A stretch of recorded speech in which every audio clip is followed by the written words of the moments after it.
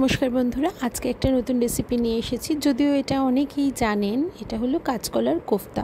তো তার জন্য প্রথমেই আমি কাঁচকলা আর আলুগুলোকে ডুমো ডুমো করে কেটে এটাকে কিন্তু সেদ্ধ করে নিয়েছি।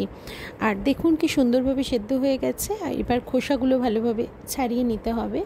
আর তারপরে একটা বাটিতে এগুলোকে নিয়ে নুন, হলুদ, একটু আদা বাটা, কাঁচা লঙ্কা কুচি আর ধনেপাতা কুচি দিয়ে কিন্তু ভালোভাবে মাখিয়ে নিতে হবে। এবার আমি দিয়ে দিচ্ছি 1 চামচ হলুদ গুঁড়ো, তারপরে দিয়ে দিচ্ছি 1 চামচ লবণ গুঁড়ো এবং তার সাথে করে কাঁচা লঙ্কা কুচি করে দেব আর একটু ধনেপাতা আর একটু আদা বেটে দেব। তো সব কিছু দেওয়ার পরে কিন্তু ভালোভাবে মাখিয়ে নিতে হবে এটাকে। তো আমি হাত দিয়ে মাখাচ্ছি, আপনি চাইলে কিন্তু কাঁটা চামচ দিয়ে বা যে পটেটো স্ম্যাশারগুলো কিনতে পাওয়া যায় না, সেটা দিয়েও কিন্তু মাখিয়ে নিতে পারেন। আর মাখানোর সময় খেয়াল রাখতে হবে হাতে যদি আলু বা কাঁচকলা কিছুর খোসা পড়ে সেটা কিন্তু ফেলে দেবেন।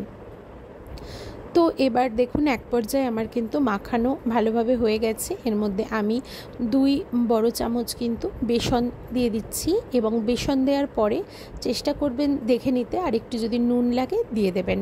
এবার দিয়ে দিচ্ছি একটা বড় চামচের 1/2 চামচ ঘি আর একটু গরম মশলা।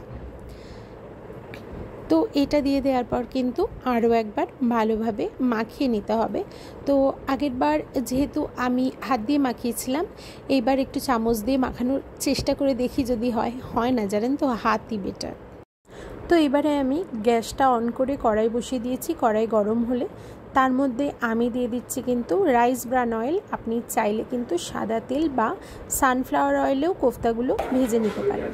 আর কড়াইয়ের তেলটা একটু ভালোভাবে ছড়িয়ে দিলাম আর গরম করার জন্য কিছুক্ষণ রেখে দিলাম। তো এইবার দেখলাম কড়াইয়ের তেল কিন্তু গরম হয়ে গেছে। অনেকে এগুলো গোল বলের মতো করে তারপরে ভাজে। তো আমি কোনো রকম শেপ দিলাম না, হাতে যেরকম উঠছে সেরকম করেই আমি কিন্তু বড়ার মতো ভেজে নিচ্ছি, কারণ ভাজার পরে কিন্তু শেপটা বেশ গোল মতনই চলে আসে এমনিতে। তো এক এক করে এবার কিন্তু বড়াগুলো ভেজে নেব। আর একটা পিঠ ভাজা হয়ে গেলে উল্টে দেবো, যাতে আরেকটা পিঠও ভালোভাবে কিন্তু ভাজা হয়ে যায়। আর কড়াইয়ের মধ্যে অনেকগুলো বড়া একসাথে না দেওয়ারই চেষ্টা করবেন 5 থেকে 6টা একসাথে ভাজতে, না হলে অনেক সময় উল্টোতে গিয়ে ভেঙে যেতে পারে। তো চলুন তাহলে ধীরে ধীরে কিন্তু সবকটা বড়া ভেজে নিই আমরা। যতক্ষণ বড়া ভাজা হচ্ছে ততক্ষণ চলুন বলে দিই যে নেক্সট স্টেপগুলো কী হবে। তো বড়া ভেজে তুলে রাখার পরে কিন্তু এটা আপনি আমিষ নিরামিষ দুটোভাবেই রান্না করতে পারেন। আজকে সোমবার আমাদের নিরামিষ, তাই আমি কিন্তু এটা নিরামিষ কড়াইয়ে নিরামিষ মতো করেই করছি। তো এই যে দেখুন বড়া ভাজা কিন্তু আমার কমপ্লিট হয়ে গেছে, মানে কোফতাগুলো। এবার এগুলো একে একে কিন্তু আমি তুলে নেব।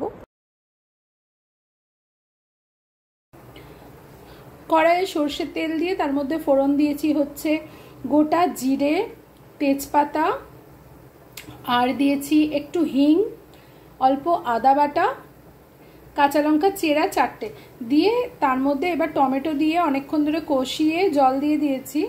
এইবার আগে থেকে ভেজে রাখা কোফতাগুলো এক এক করে ঝোলের মধ্যে দিয়ে দেবো।